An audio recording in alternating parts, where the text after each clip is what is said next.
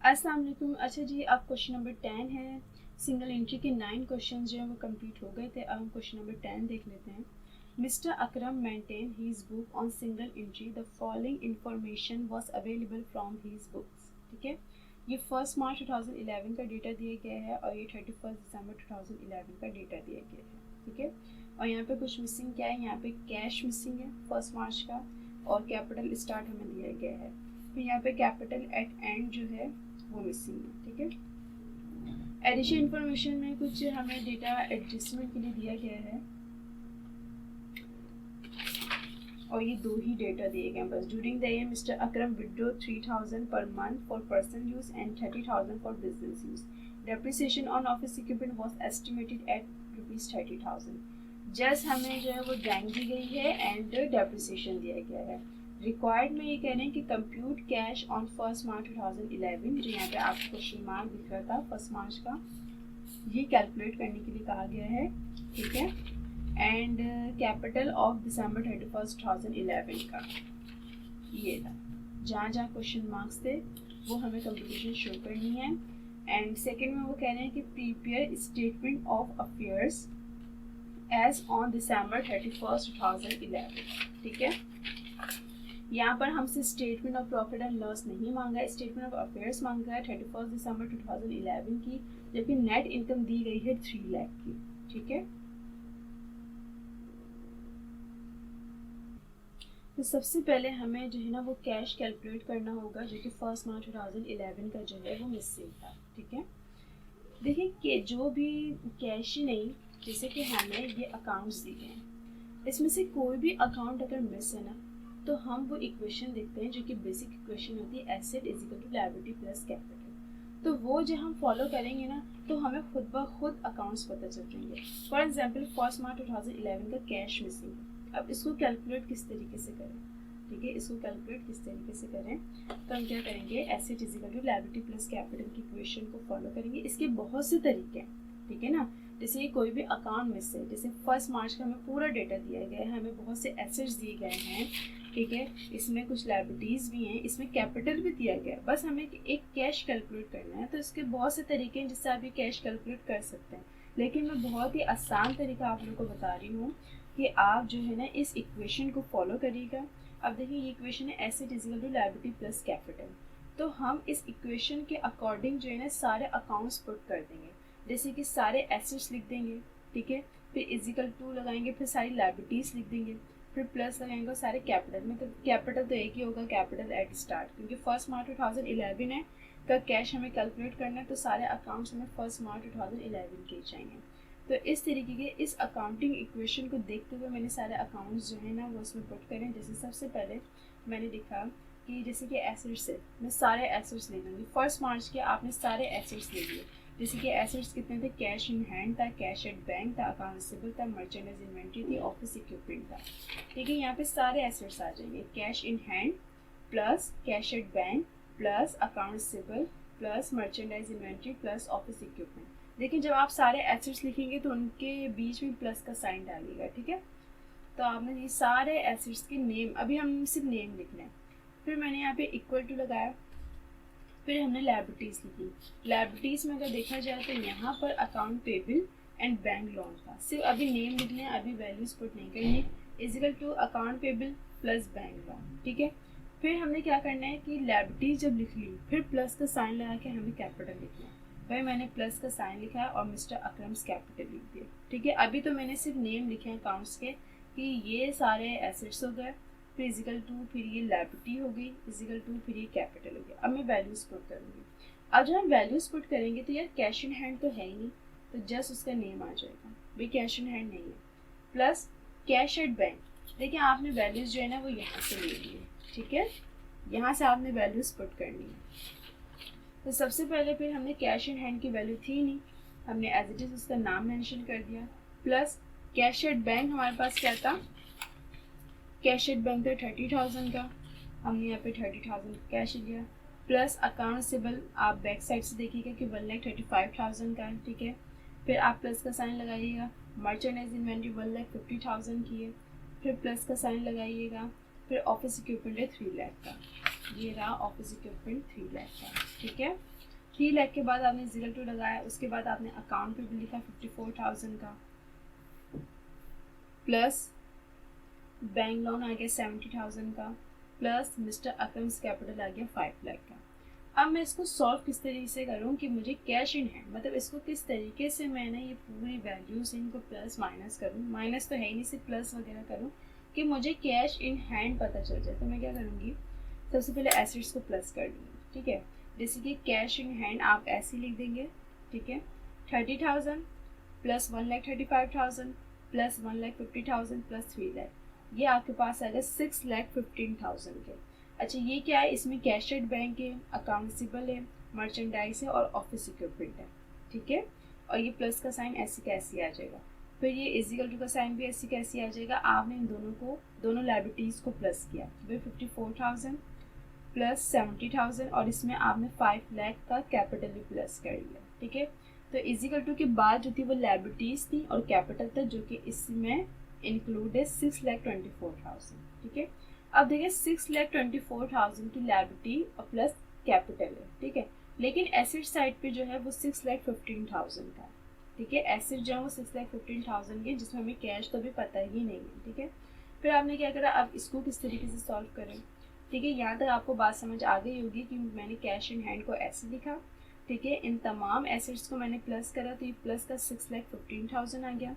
फिर is equal to इन तीनों amount को मैंने प्लस किया, ये अकाउंट पेबल था, ये बैंक लोन था, ये ई कैपिटल था, इन तीनों को प्लस किया 6,24,000 का आएगा, ठीक है। फिर मैंने कैश इन हैंड को ऐसे उतारा, इजिकल टू 6,24,000 ऐसे आ जाएगा, ये प्लस का 6,15,000 है, इजिकल टू के बाद इसको मैं भेज रही हूँ तो ये माइनस का 6,15,000 हो जाएगा। आपने इन दोनों अमाउंट्स को आपस में माइनस किया, आपके पास कैश इन हैंड आ गया 9,000, ठीक है। यहाँ तक तो बहुत ही आसान था। फिर इन सबको हमने प्लस करा तो इस स्टेप पर हम पहुँचे, ठीक है। फिर हमने क्या करा कि यार मुझे कैश इन हैंड पता करना है, तो मैं इसको इजिकल टू से पहले ले आती हूँ और जितनी भी वैल्यूज है जैसे 6,15,000 और 6,24,000 इसको मैं इजिकल टू के बाद भेज देती हूँ, ठीक है।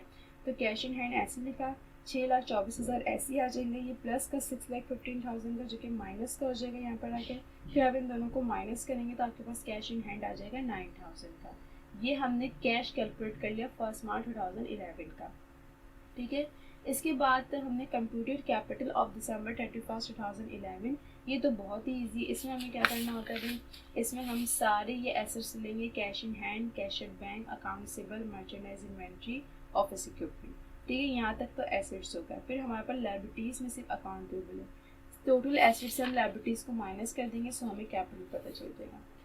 अच्छा दिसंबर 31 से कैपिटल कैलकुलेट कर रहे हैं तो यहाँ पे जितने भी अकाउंट्स आएंगे दिसंबर 31 के आएंगे, cash in hand, cash at bank, accountable, merchandise inventory, office equipment, ये टोटल एसेट्स हो गए। लेस करी लायबिलिटीज़। अच्छा दिसंबर 31 में सिर्फ हमारे पास जो है वो अकाउंट पेबल था, बैंक लोन नहीं था, अकाउंट पेबल था 75,000 का, जो कि टोटल एसेट्स हमें माइनस करना है।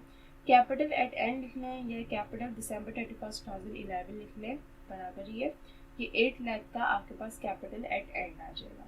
अब हम कहाँ पर आते हैं, अब हम स्टेटमेंट ऑफ अफेयर्स पर आते हैं, जो कि हमें क्वेश्चन में मतलब रिक्वायर्ड थी कि भाई स्टेटमेंट ऑफ अफेयर्स बनाए 31 दिसंबर 2011 की, एंड अभी नेट इनकम भी दी गई थी 3 लाख की, ठीक है। सो आप क्या करेंगे, स्टेटमेंट ऑफ अफेयर्स बनाएंगे। स्टेटमेंट ऑफ अफेयर्स मैंने आप लोग को बताया था बिल्कुल बैलेंस शीट की तरह ही होती है, बस सिंगल एंट्री सिस्टम में इसको स्टेटमेंट ऑफ अफेयर्स कहा जाता है, ठीक है। आपने एसेट्स की हेडिंग डाली, आपने लायबिलिटी प्लस इक्विटीज़ की हेडिंग डाली। सबसे पहले आप करंट एसेट्स लिखते हैं, ठीक है। करंट एसेट्स में सबसे पहले आपके पास जो मतलब वो था कैश, वो 2 तरीके के थे, कैश इन हैंड भी था और कैश एट बैंक भी था। और कैश इन हैंड था 37,500 का। लेकिन देखें जब भी बिजनेस यूज़ के लिए पैसे निकाले जाते हैं तो आपने जब फर्स्ट ईयर में आप लोग होंगे तो आपने जर्नल एंट्री में देखा होगा कि यार जब भी बिजनेस यूज़ के लिए विड्रॉ होते थे कैश, उसकी एंट्री होती थी cash debit bank credit, cash debit bank credit. मतलब जब मैं यहाँ पे cash in hand statement of affairs में लिखूंगी तो इस कैश को जो बिजनेस यूज़ के लिए विड्रॉ हुआ है कैश, उसको मैं ऐड करूँगी, लेकिन वहीं पर बैंक क्रेडिट भी हो रहा है। तो जब मैं कैश एट बैंक लिखूंगी स्टेटमेंट ऑफ अफेयर्स में तो वहाँ से वो अमाउंट माइनस करूँगी। जैसे मैं आप लोग को बताऊँ, जैसे कि मैं एंट्री यहाँ पे जो है ना वो शो कर देती हूँ, ठीक है।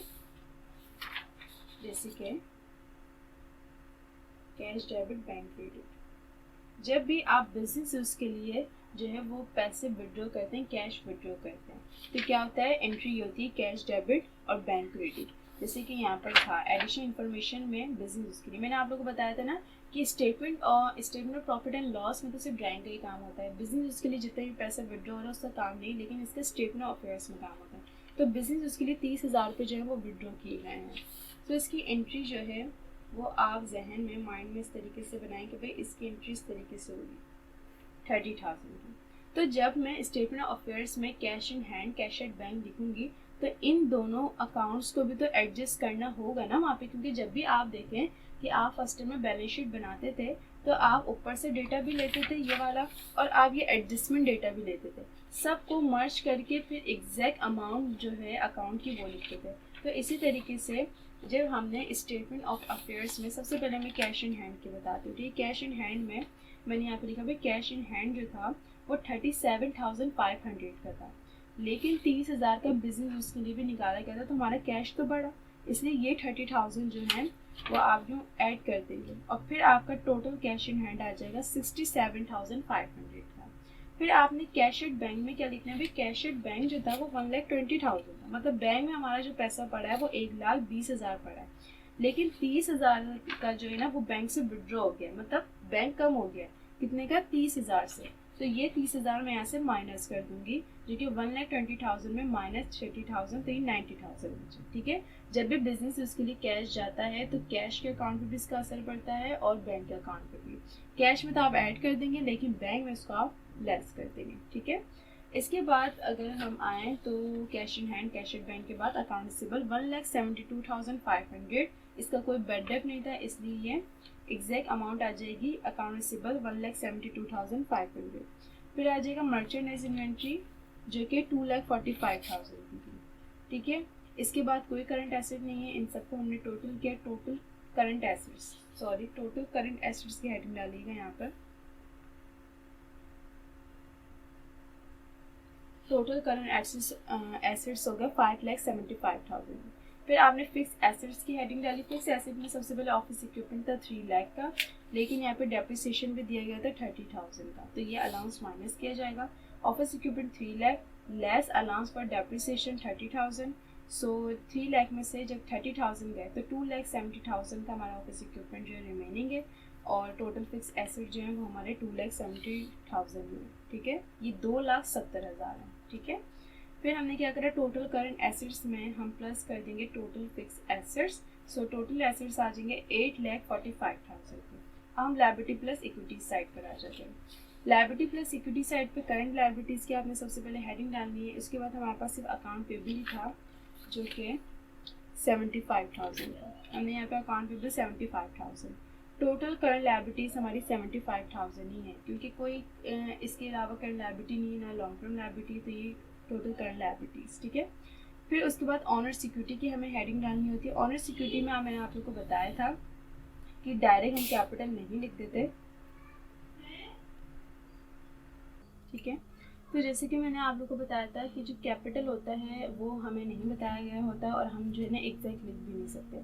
जैसे कि आप लोग यहाँ पर देखें कि यार कैपिटल एट एंड हमने कैलकुलेट करते हैं, मैंने आप लोग को बताया था क्वेश्चन में अगर एग्जैक्ट बताया हुआ है कि भाई ये कैपिटल एट एंड है, ये लिखते हैं तो हम लिख देंगे, लेकिन ज़्यादातर तो नहीं बताया जाता, हमें खुद से कैलकुलेट करना होता है।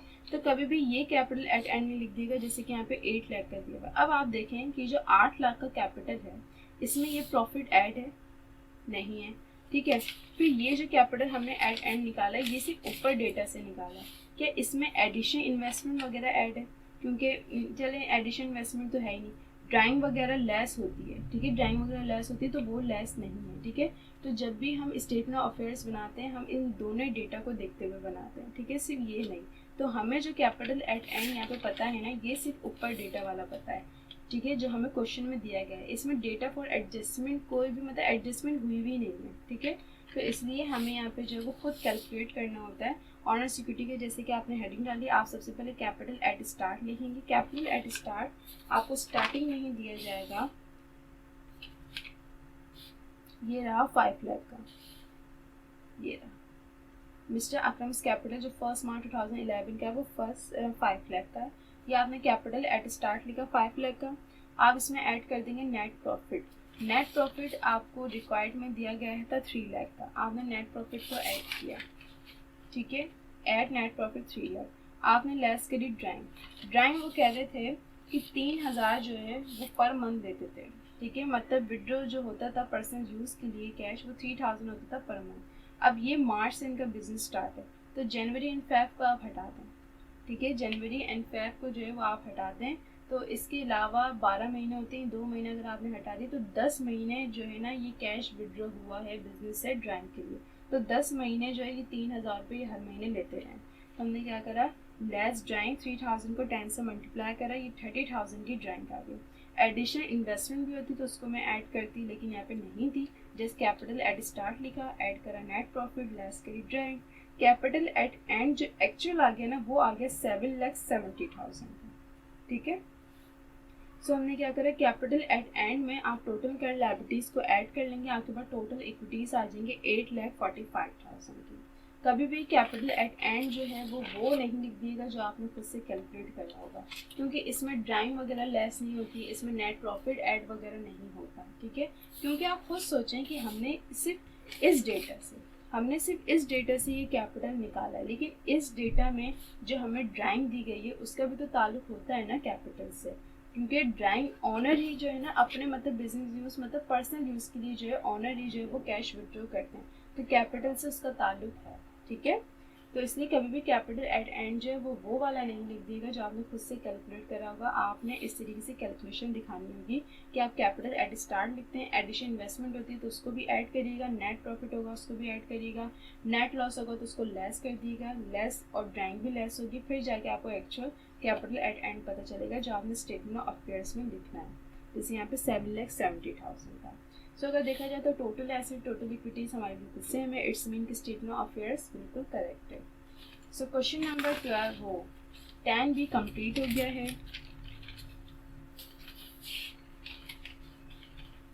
ये रहा आपका क्वेश्चन नंबर 10 जो कि कंप्लीट हो गया है।